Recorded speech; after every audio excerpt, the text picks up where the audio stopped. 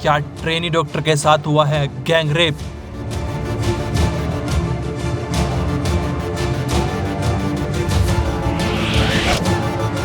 Postmortem report में हुए चौंकाने वाले खुलासे।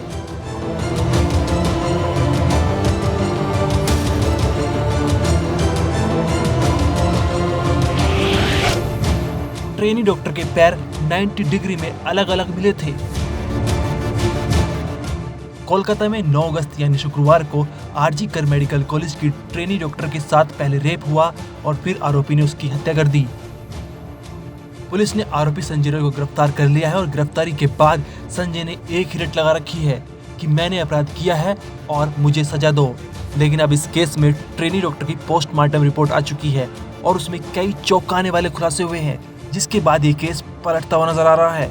साथ ही सवाल उठ रहा है कि क्या ट्रेनी डॉक्टर के साथ गैंग रेप हुआ है।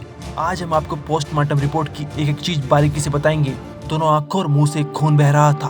पूरे चेहरे और उंगलियों के साथ साथ नाखूनों पर भी चोट के निशान थे। प्राइवेट पार्ट भी खून से लथपथ था।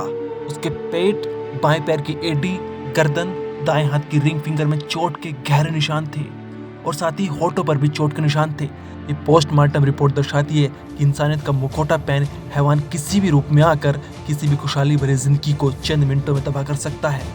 ये तो हमने आपको बताया जो पोस्टमार्टम रिपोर्ट में साफ साफ नजर आ रहा है। लेकिन डॉक्टर सुबर्णा गोस्वामी, जो कि एडिशनल जनरल सेक्रेटरी हैं all India federation of government doctors association के, उन्होंने क्राइम तक से बात करते हुए बताया कि उन्होंने पोस्टमार्टम रिपोर्ट को बारीकी से पढ़ा है। उन्होंने बताया ट्रेनी डॉक्टर के पैर जिस पोजीशन में मिले थे वो बहुत ही खौफनाक मंजर था। मतलब पीड़ित के पैर 90 डिग्री में अलग अलग मिले थे। ये भी एक सवाल अब बहुत सारे डॉक्टर्स ने ही हमें ये बताया है। We are not medical experts, but ये टर्म जो वो यूज कर रहे हैं कि मेडिकली जो लोअर लिम्ब है उसका एब्डक्शन मतलब डिविएशन फ्रॉम मिडलाइन वो तब हो सकता है and rupture with the rupture of symphysis pubis. अब इसका मतलब क्या है? मतलब वो कह रहे हैं कि जिस तरह का पैर जिस पोजीशन में था और जितना फोर्स यूज किया गया था वो एक पर्सन से नहीं हो सकता। पोस्टमार्टम रिपोर्ट में लिखा है कोई फ्रैक्चर नहीं, ये पोस्टमार्टम रिपोर्ट में लिखा है। तो I don't know whether they had the body got x-rayed और नॉट। एक्सरे हुआ बॉडी को और नहीं हुआ, होना चाहिए था, ये हमको पता नहीं। लेकिन रिपोर्ट में लिखा है कोई फ्रैक्चर नहीं। साथ ही डॉक्टर सुबर्णा गोस्वामी ने बताया कि लेडी डॉक्टर के प्राइवेट पार्ट में काफी मात्रा में लिक्विड मिला था। इसकी मात्रा करीब 151 ग्राम है। डॉक्टर गोस्वामी ने कहा कि प्राइवेट पार्ट में पाया गया लिक्विड सीमेन हो सकता है और साथ ही कहा कि इतने अमाउंट में सीमेन सिर्फ एक से अधिक आदमियों के शामिल होने पर ही संभव है। आप एक मेडिकल प्रैक्टिशनर हैं और आपने जो पोस्टमार्टम रिपोर्ट है वो आपने देखा है और आपने ये भी कहा हमें ऑन रिकॉर्ड कि परिवार ने, फैमिली ने पोस्टमार्टम रिपोर्ट का एक कॉपी आपके साथ शेयर किया है।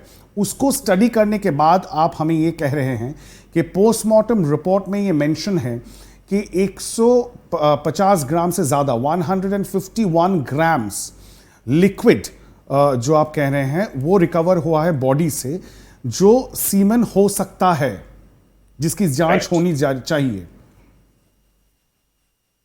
Right, you are very right. वही बोल रहा है कि अगर इतना अमाउंट ऑफ सीमेन अगर वहां से मिला है तो ये जरूर बोलते एक आदमी का काम हो नहीं सकता। इसके और भी आदमी जुड़ा हुआ है और ये अमाउंट जो है नॉर्मल नहीं है, ये शॉकिंग अमाउंट है। 150 grams of semen recovered from the deceased body.